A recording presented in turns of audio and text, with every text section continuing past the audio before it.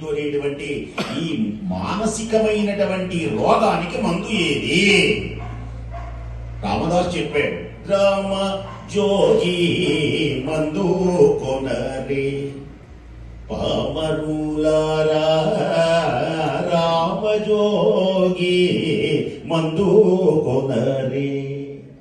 రామజోగి మందు మీరు ప్రేమతో భూజించినప్పుడు, రామజోగి మందు మీరు ప్రేమతో భోజించినప్పుడు, కామక్రోధములెల్లా కాల్చివేసే మందు. ఆ మందుకు డబ్బులు ఇవ్వాలి. డాక్టర్ గారి దగ్గర పరీక్షలు చేసి చేసి చేసి చేసి 10,000 ఖర్చు పెట్టి ఆ తర్వాత ఒక పెద్ద లిస్టు రాస్తాడు. కొట్టు దగ్గరికి వెళితే, దుకాణం దగ్గరికి వెళితే, అయ్యా అన్ని మందులు ఇచ్చేసాను, కింద మందు మాత్రం నాకు అర్థం కావట్లేదు, డాక్టర్ గారు అడిగాను. అయ్యా అన్ని మందులు తీసుకోండి టేబుల్ పెట్టి, ఈ కింద మందు మాత్రం అర్థం కాలేదన్నాడు. పిచ్చివాడా, అది మందు కాదురా, నా పేరు. ఏ మందు అర్థం కాదు మనకు, మా కొట్టులోనే కొనుక్కోవాలి. పిచ్చి గీత అది కొట్టువాడికి తెలుసు, మనకు తెలుసు, డాక్టర్ గారికి తెలుసు, అదేవ రహస్యం. అలాగే ఆ మందులన్నీ రోగములు పోగొడతాయి, దేహగతమైనటువంటి రోగాలు పోతాయి. మరి ఈ రోగం పోవాలంటే ఏం చేయాలి? అందుకనే ఈ మధువులు సేవించాలి. వాల్మీకేర్వదనారవిందగలితం రామాయణాఖ్యం మధు.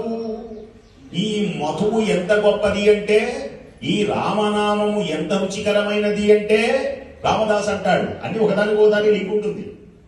ఏమన్నాడు ఈయన? కదలి ఖర్జూరాది ఫలరసముల కన్నా మధురమౌని నామమేమి రుచిరా. ఎంతో రుచి, ఎంతో రుచి, ఎంతో రుచిరా. మీగడల కన్నా, మీగడలు ఉంటాయి. పూర్వంలో దాలి గుంటలలో పిడకలు వేసి కుండతో నీళ్లు కాచేవాడు. కొండలో బాణలో కాచిన తర్వాత 6:30కి 7:30కి జాగ్రత్తగా గుడ్డ పట్టుకొని మూకుడు తీయాలి. మూకుడు కట్టాలి, లేకపోతే కాలుతుంది. ఎందుకంటే నాకు 2-3 సార్లు కాలింది ఆ చిన్నప్పుడు. అందుకని మా అమ్మ చెప్పింది, గుడ్డ పెట్టుకొని అలా తీస్తే ఆవిరి వచ్చి ఒక అరగంట తర్వాత పాల నిండా ఆ మేగడ పడుతుంది పరక. అది ఎవరు చూడకుండా వంటింట్లోకి వెళ్ళి పంచదార గుప్పెడు తీసుకొని ఆ పరక మొత్తం చేతిలోకి వేసుకొని ఆ పంచదార దీంట్లో వేసుకొని దాకుంటున్నాను లేదు.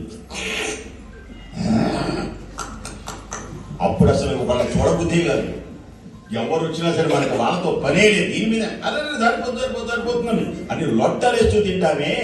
వీటికంటే కూడా మధురసముల కన్నా, పాలు మీగడల కన్నా, పంచదార చిరకల కన్నా ఇంతకంటే గొప్పదైనటువంటి నీ నామం, ఈ మధువుని సేవించండి. ఈ మధువుని సేవిస్తే ఏమవుతుంది? ఇక్కడ ఉన్నది వ్యవహారం అంతా. అందుకని నమస్కారం చేసుకోవాలి. నమస్కారం చేసుకోండి ఒకసారి. దీనిని నమస్కారం చేసినంత మాత్రం చేతని జన్మం వ్యాధి జరా విపత్తి వరణైః అత్యంత శోభద్రవం సంసారం సవిహాయ గచ్చతి పుమాన్ విష్ణోః పదం శాశ్వతం. మానవుడు ఎన్ని వ్యధలు పడుతున్నాడో తెలుసునా? మహర్షులు తెలియజేశారు.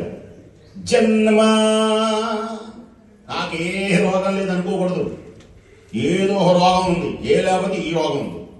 జన్మల పరంపరణ వలన వచ్చేటువంటి బాధలు, వ్యాధి, వ్యాధుల వల్ల వచ్చే బాధలు. జన్మ వ్యాధి, సరే ఈ బాధలన్నీ ఉంటే మోకాళ్ళ నొప్పులు, కాళ్ళ నొప్పులు, తలక తిరగడాలు.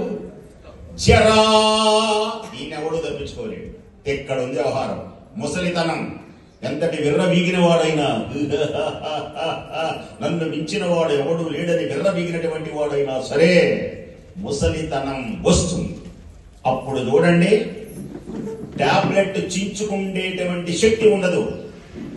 అంతకుముందు పోసేస్తాను, పోతావు పోతావు, రమ్మని రావడైనా సరే స్టేట్ మొత్తంలో పిఎం రమ్మని రా, మోడీని రమ్మని రా.